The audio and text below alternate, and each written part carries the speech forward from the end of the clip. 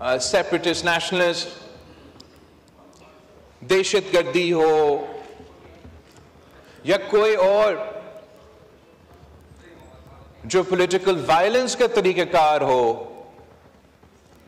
उसका Pakistan peoples party ना सिर्फ मुखालफत करते आ रहे हैं, मगर इस दहशतगर्दी की वजह से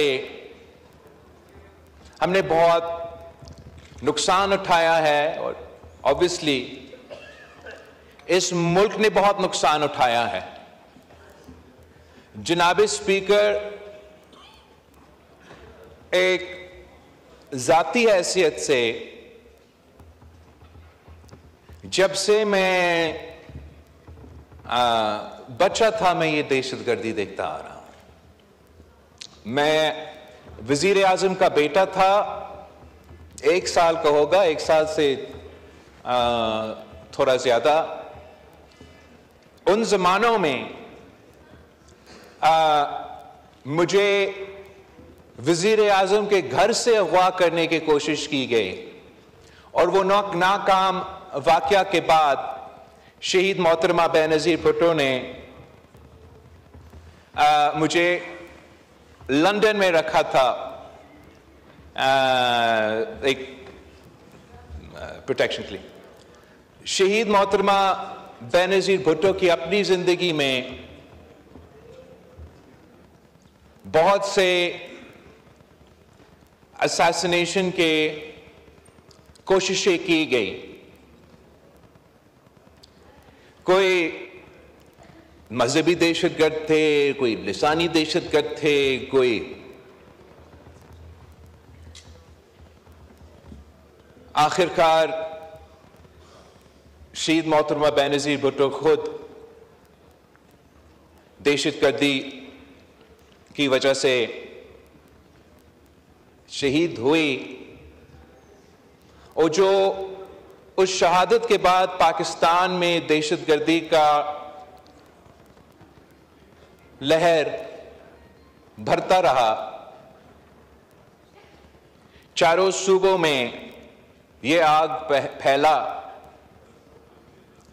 एक दिन ऐसा नहीं गुजरा जिसमें कोई दहशतगर्दी का वाकया नहीं हुआ। और उन दिनों में भी जनाब स्पीकर काफी मायूसी था, काफी परेशानी था कि आखिर हम कब और कैसे ना सिर्फ इस दहशतगर्दी का मुकाबला कर सकेंगे, मगर इनको शिकस्त दिलवा के पाकिस्तान को पे लेके जा सकेंगे।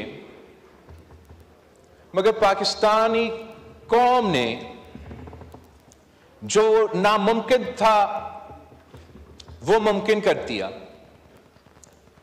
जो पूरी दुनिया का इत्तेहाद अफगानिस्तान में नहीं कर सका, पाकिस्तान के अवाम, पाकिस्तान की शहरी, पाकिस्तान के पुलिस, पाकिस्तान का अफवाज, पाकिस्तान के हर एक शहरी ने इस जंग में अपना हिस्सा डाल के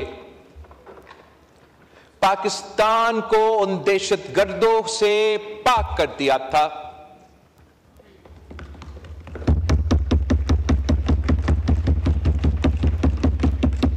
हमारा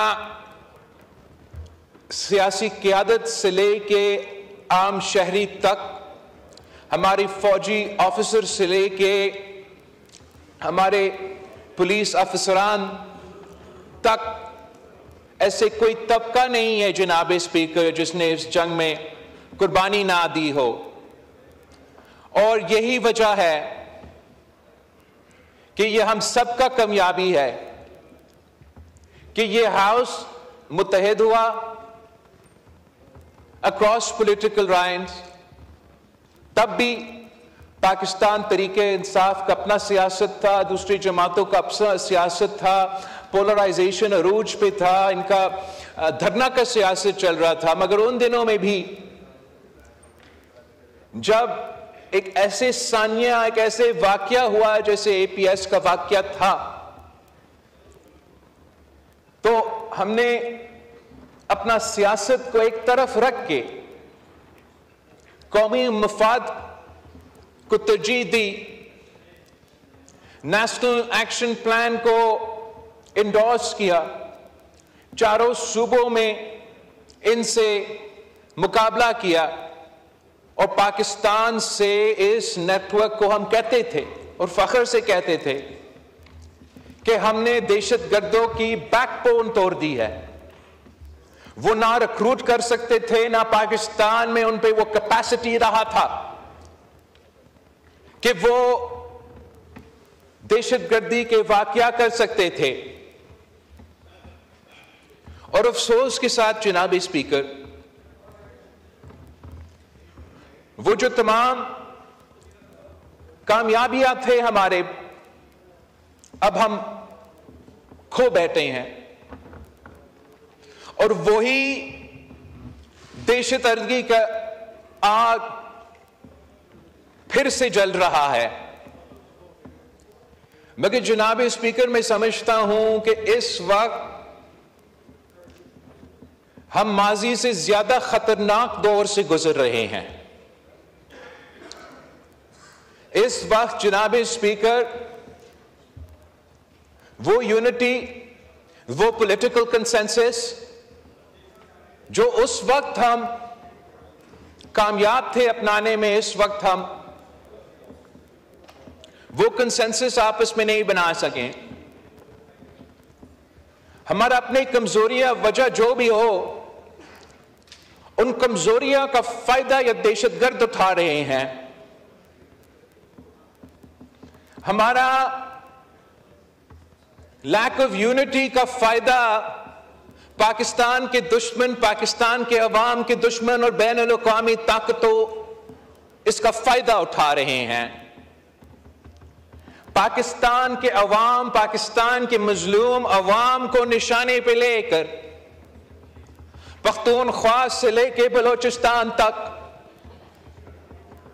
वो एक के बाद एक दहशतगर्दी के वाकये करते आ रहे हैं।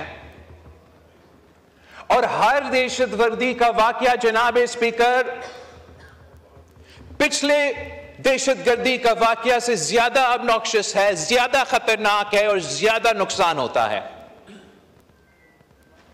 और जनाब स्पीकर, जो पिछले एक दो दिन जो वाकया चल रहा था, इसमें हम सब जानते हैं कि ये जो दहशतगर्द होते हैं उनका कोई नजरिया नहीं होता। ये जो दहशतगर्द होते हैं इनका कोई सियासत नहीं होता। और जो मजहबी दहशतगर्द होते हैं असल में उनका कोई मजहब नहीं होता।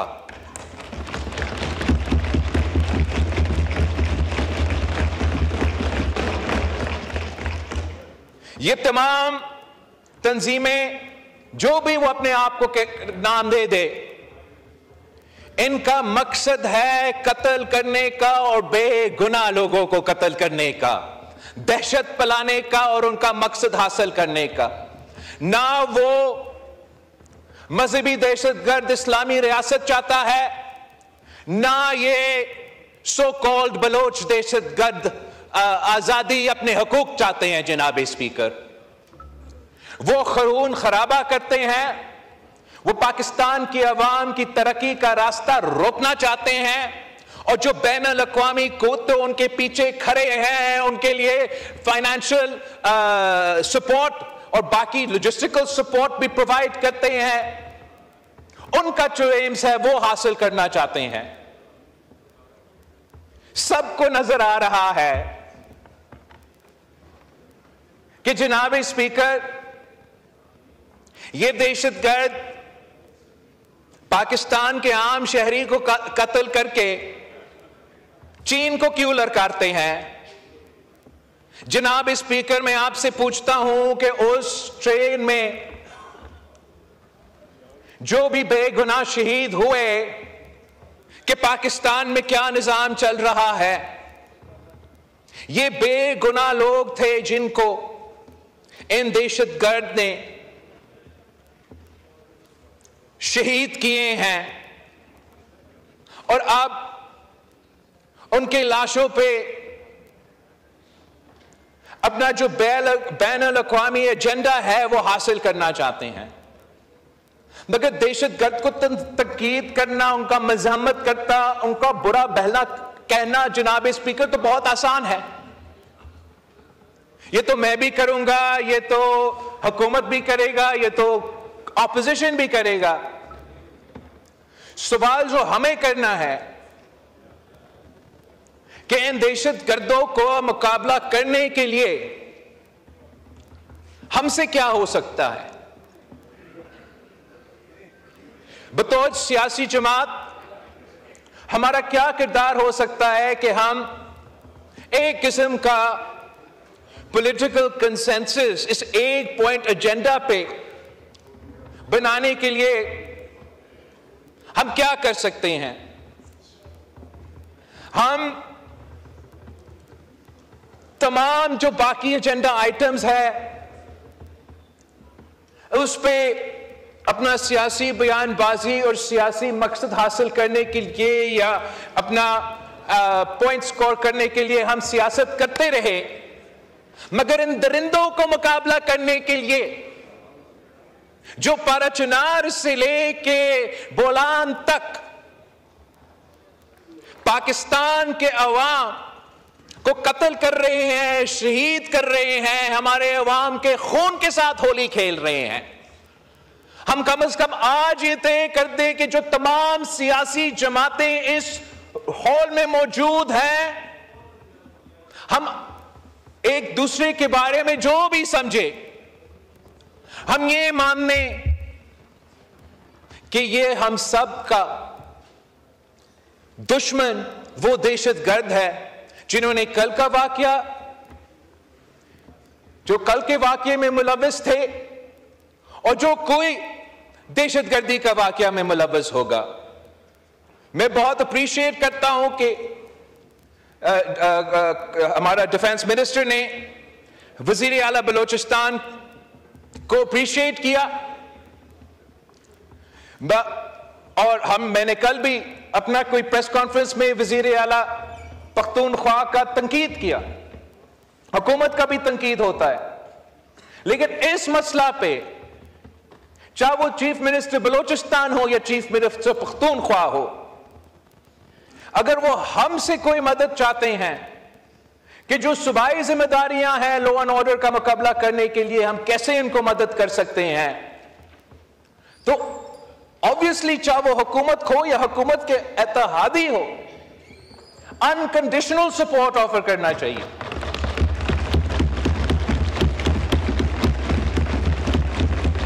और अगर मेरा वजीर है, आप हमें बताएं, आप हमारे हाथ में अपना हाथ थामे ताकि हम मिलकर इनको मुकाबला कर सकते हैं।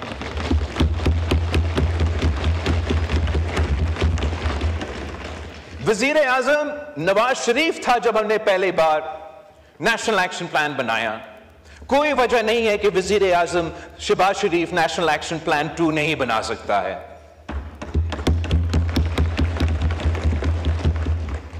हम मानते हैं कि इसका सिर्फ किनेटिक कंपोनेंट नहीं है। जब पीपल्स पार्टी के दौर में हमने दहशतगर्दी का मुकाबला किया तो हमने उस वक्त डायलॉग, डिटरेंस और डेवलपमेंट का पॉलिसी दिलवाया। चाहे वो बलूचिस्तान का मसाइल हो या पख्तूनख्वा में जो लेजिटिमेट कंसर्न्स वहां के अवाम के थे, साइल और वसाइल के, अपने हकूक पे, फाइनेंशियल ऑटोनॉमी पे, वो हमने एनएफसी अवार्ड में 18वीं तरमीम की सूरत में पूरे किए। मगर जो लोग हमारा आईन को नहीं मानते, जो लोग इंसानियत को नहीं मानते, जिन्होंने हथियार उठाकर दहशतगर्दी पूरा मुल्क में फैलाया, उनको हमने साउथ वजीरिस्तान में मुकाबला किया, आपने नॉर्थ वजीरिस्तान में मुकाबला किया, हमने कराची में मुकाबला किया, इन्होंने बलोचिस्तान में मुकाबला किया, इन्होंने फाटा में मुकाबला किया। हम पहले इनको शिकस्त दिलवा सकते, तो हम एक बार फिर इनको शिकस्त दिलवा सकते हैं।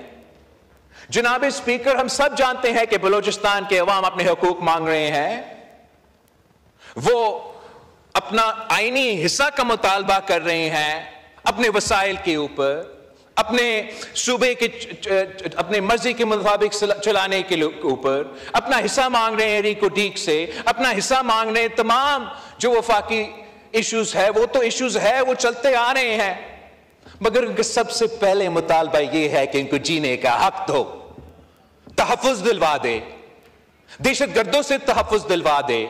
और हां, हमने भी दहशतगर्दों का मुकाबला करने के लिए ऑपरेशंस तो आपने करने हैं, मगर जो भी हमसे हो सकता है, जो भी इस मुल्क के इदारों से हो सकते हैं, कि जब अब दहशतगर्दों का मुकाबला करते हो, जब अब दहशतगर्दों को निशाने बना के हम ऑपरेशन करते हैं, और पूरा कौम उनके साथ है जब ऑपरेशन होते हैं, मगर उनका भी पूरा कोशिश ये होना चाहिए कि कोलैटरल डैमेज ना हो, जो दहशतगर्द ना हो उनको वो कोलैटरल डैमेज के नतीजे में उनको नुकसान ना हो, ताकि यही दहशतगर्दी की तंजीमें उनके साथ जो नुकसान हुआ उनके साथ सियासत करके अपना मकसद को आगे नहीं बढ़ा सके।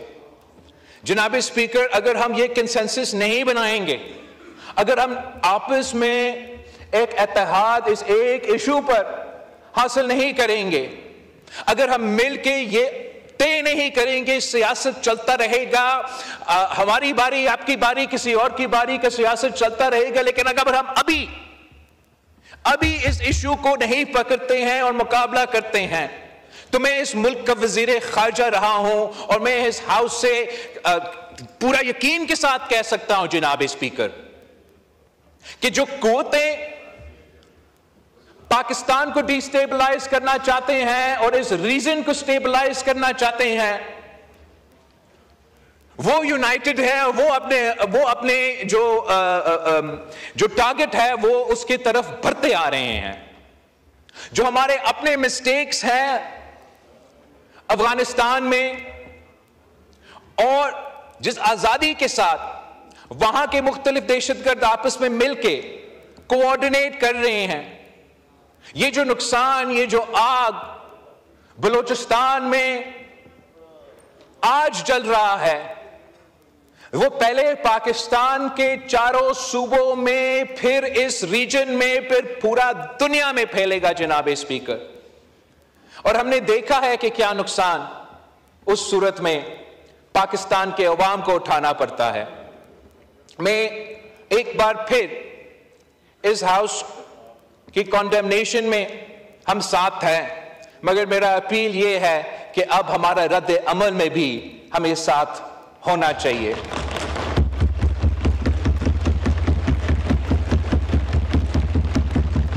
और उम्मीद है कि तमाम सियासी जमातें अपना पूरा कोशिश करेंगे कि हम ये टारगेट हासिल कर सकते हैं। वैसे जनाब स्पीकर, मैंने सदर पाकिस्तान की तकरीर पे बात करना था, सबका रोज़ा भी है, और मैंने अभी बलूचिस्तान का जो पोर्शन है वो मुकम्मल कर दिया है। मैं क्विकली सदर ज़रदारी की तकरीर में पे कंक्लूड करना चाहूँगा, फिर आपसे इजाज़त मांगूँगा। काश सदर ज़रदारी की तकरीर को भी उतना एहतराम और इज़्ज़त के साथ सुना जाता जितना पाकिस्तान के मेंबरान पार्लियामान ने कायदे इख्तिलाफ का तकरीर सुना था। इसलिए मैं समझता हूँ कि जो सदर ज़रदारी की तकरीर था वो आम सियासी तकरीर नहीं था, वो तारीखी तो इस लिहाज से भी था कि 8वीं दफ़ा सदर ज़रदारी इस हाउस से खिताब कर रहा था, मगर साथ साथ सदर ज़रदारी का तकरीर एक नफरत और तकसीम की तकरीर नहीं थी। सदर ज़रदारी का तकरीर इत्तेहाद और कंसेंसस की तकरीर थी, और उसी तकरीर में सदर ज़रदारी ने इस हाउस के मेंबरान जो कुछ उस वक्त एहतजाज कर रहे थे तो शायद नहीं सुन सके, ने अपील किया कि सियासत का मतलब है give and take, and the best place for give and take is the national assembly of Pakistan. सदर ज़रदारी ने फिर अपना तकरीर में मईशत को कवर किया, दहशतगर्दी को भी कवर किया, फॉरेन पॉलिसी को कवर किया और जो पानी का बर्निंग इश्यू है उसका भी जिक्र किया। सदर जरदारी ने हुकूमत की मुआशी टीम का जो मुस्बत रिजल्ट्स है, खास तौर पे जो हुकूमत की पॉइंट है कि महंगाई में इजाफा नहीं हो रहा है, उसको सदर जरदारी ने वेलकम किया। मगर वो ऐसी कामयाबी है कि हम सबको वेलकम करना चाहिए, चाहे आप हुकूमत में हो या ऑपोजिशन में हो। पाकिस्तान की मीशत की तरक्की, पाकिस्तान की तरक्की हम सबका मफाद में है और सबकी इंटरेस्ट में है कि शोर मचाने के बजाय उस एक पॉइंट पे आप जरूर हुकूमत की तारीफ करते और साथ साथ फिर जो भी आपका तजवीज होता कि हम कैसे इसको बेहतर कर सकते हैं, जैसे सदर जरदारी ने। वैसे ही जो दहशतगर्दी का मसला है, ठीक एक दिन पहले सदर जरदारी इसी इशू पे यही इत्तेहाद के बात कर रहा है और अफसोस के साथ जिनसे बात होना है सुनने के लिए तैयार नहीं। सदर जरदारी ने तो बैनुल अक़वामी इश्यूज पे भी बात किया। हमारा रीजनल पार्टनर्स, इंटरनेशनल पार्टनर्स, फिलिस्तीन से लेके कश्मीर तक का बात किया। जनाब वफाक का नुमाइंदा सदर जरदारी ने नया कनाल्स की मुखालफत किया और कंसेंसस पे जोर दिया। मगर जो भी पॉइंट था जनाब स्पीकर, और ये मुल्क और कौम देख रहा था कि एक तरफ सदर जरदारी कहे कि महंगाई में कमी हो रहा है, ये अच्छी बात है, अवाम को रिलीफ देना चाहिए, लोगों को रोजगार देना चाहिए, ऐसे बातें। और दूसरी तरफ कैदी नंबर 804 को रहा करो। सदर जरदारी कहे कि दहशतगर्दी का मुकाबला हमें करना है, मिल के मुकाबला करना है, कैदी नंबर 804 को रहा करो। सदर जरदारी कहे कि फिलिस्तीन के मजलूम अवाम और कश्मीर के मजलूम अवाम के साथ हम खड़े हैं, कैदी नंबर 804 को रहा करो। सदर जरदारी कहे कि हम नया क्लास का मुखालफत करते हैं, कोई नया पोजीशन नहीं है। 27 दिसंबर हम सब गरी खुतबख्श में थे, मैंने भी वाज़ेह किया, सदर जरदारी ने भी वाज़ेह किया, कोई नया तो पोजीशन भी नहीं है इस जमात की। जब इनके हुकूमत ने 2 कनाल्स की इजाजत की, हम ऑन रिकॉर्ड पे है, उनका मुखालफत करते आ रहे थे। हमारा एक पोजीशन है कि वफाक के इश्यूज पे कंसेंसस से बनाए, हम भी कंसेंसस बनाने के लिए तैयार है। मैं तो समझता हूं कि ग्रीन पाकिस्तान बाय एक्सटेंशन और ग्रीन पंजाब, ग्रीन सिंध जैसे भी जो हमारे ज़राअत से ताल्लुक रखते हैं, उसका कामयाबी हम सब का कामयाबी है। मगर उस पे भी ये कहते हैं कि कैदी नंबर 804 को रहा करो। जनाब स्पीकर, इनके लिए तो जज्बा होगा और होना चाहिए अपने कायद के लिए, अपने कायद को रहा करने के लिए। मगर इनको मानना पड़ेगा कि इस मुल्क में दूसरे भी लोग हैं, हम भी यहां जीते हैं और हमारा वोटर, हमारा कारकुन, हमारा साथी का कोई दिलचस्पी नहीं है कि आप उसको कैदी नंबर 804 कहे, कोई और कहे, रहा करे या ना करे। हम इनसे सिर्फ इतना कहते हैं, सिर्फ इतना कहते हैं कि बतौर एक सूबाई हुकूमत पख्तूनख्वा के उनका कैदी नंबर 804 को रिहा करने के अलावा भी कोई जिम्मेदारियां हैं। इनको ये मानना पड़ेगा, चाहे वो यहां हैं चाहे वो वहां हैं। ये मेरा संजीदा एडवाइस है इनको।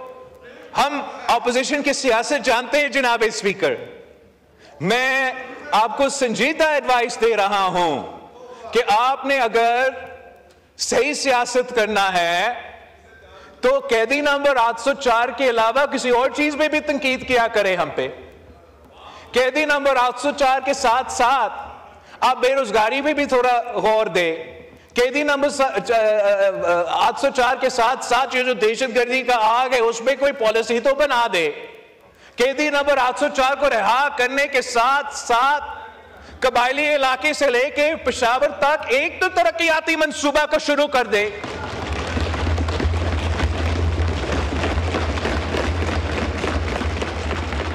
हम